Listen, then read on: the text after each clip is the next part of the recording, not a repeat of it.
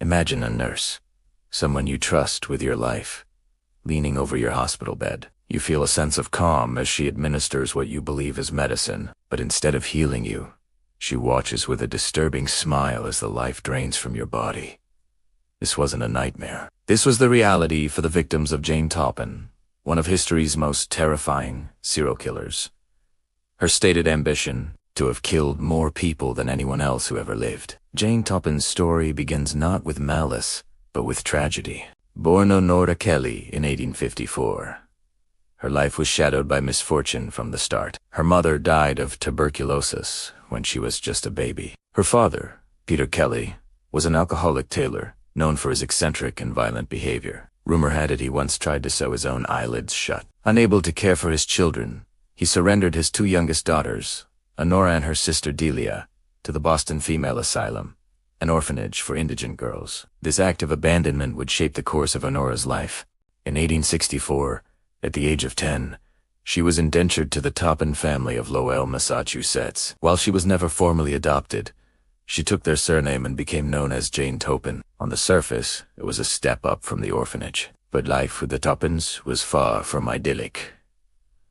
Mrs. Toppan was a harsh and unforgiving woman, and Jane was treated more as a servant than a daughter. She grew up alongside the Toppans' biological daughter, Elizabeth, and a bitter jealousy festered within her. Jane was described as bright and friendly, but beneath this cheerful exterior, a dark and resentful personality was forming. She was a pathological liar, prone to petty theft, and telling wild, fabricated stories. The seeds of her future were being sown in a garden of neglect and envy. As a young woman, Jane showed promise. After her indenture ended, she stayed on with the Toppan family as a servant. But when Elizabeth got married and left the home, Jane's own romantic prospects failed to materialize. She was once engaged, but her fiancé left her. This rejection, coupled with a lifetime of feeling second best, likely fueled her descent.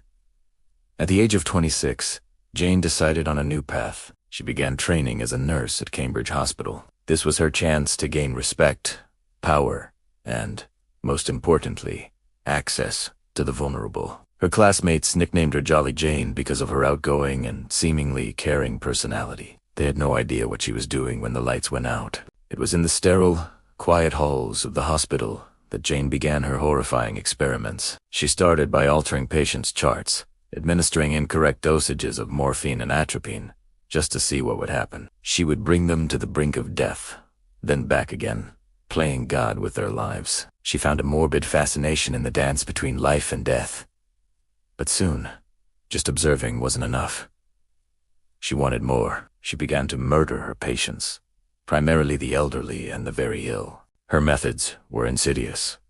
She would use her medical knowledge to administer lethal cocktails of drugs, often morphine and atropine, which would mimic the symptoms of natural death. Doctors, unsuspecting, would sign the death certificates without a second thought. Jane was a ghost, leaving a trail of bodies with no one the wiser.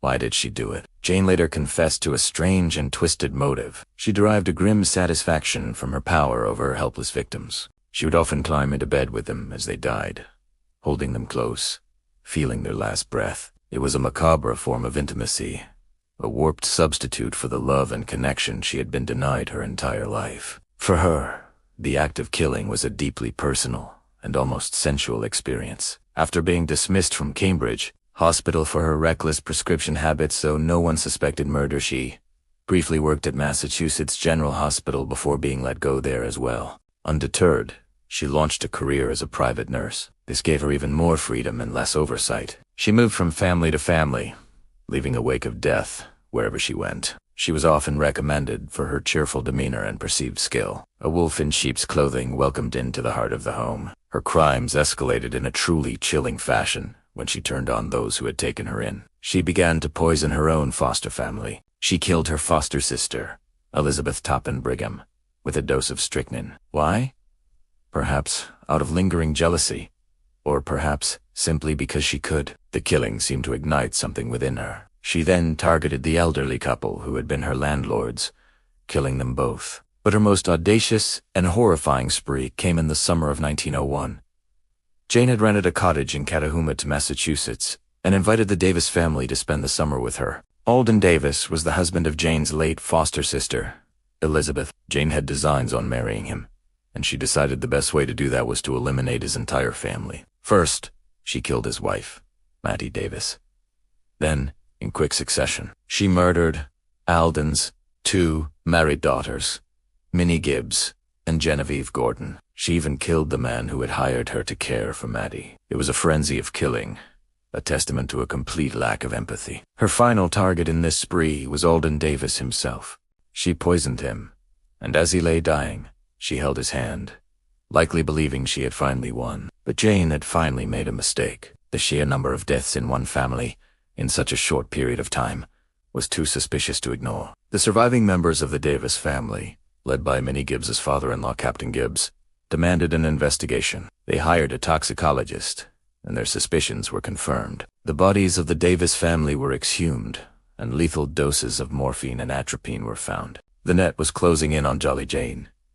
Police tracked her to her family home in Amherst, New Hampshire. On October 29, 1901, she was arrested for murder. At first, she denied everything, but as the evidence mounted, her facade crumbled. Jane Toppan confessed, and her confession was more shocking than anyone could have imagined.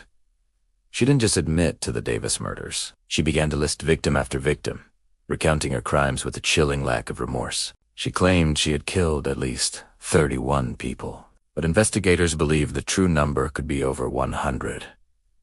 Her trial in 1902 was a media sensation. The public was captivated and horrified by the story of the killer nurse. Her own lawyers argued that she was insane, a product of her traumatic upbringing and inherited mental instability. The prosecution argued she was a cold, calculating killer who knew exactly what she was doing. In the end, after just 27 minutes of deliberation, the jury found her not guilty by reason of insanity. Jane Toppan was committed to the Taunton Insane Hospital for the rest of her life. She was never punished in a prison, but she was never free again. In the asylum, she reportedly lived in fear of being poisoned herself, refusing to eat her food. It was a paranoid, lonely end for a woman who had caused so much pain. She would occasionally tell other patients and staff that she was going to poison them. A final, pathetic grasp for the power she once wielded. Jane Toppan died in August 1938, at the age of 84, having spent nearly 4 decades confined within the walls of the asylum. The story of Jolly Jane is a haunting reminder that evil can wear the most deceptive of masks. It can smile at you,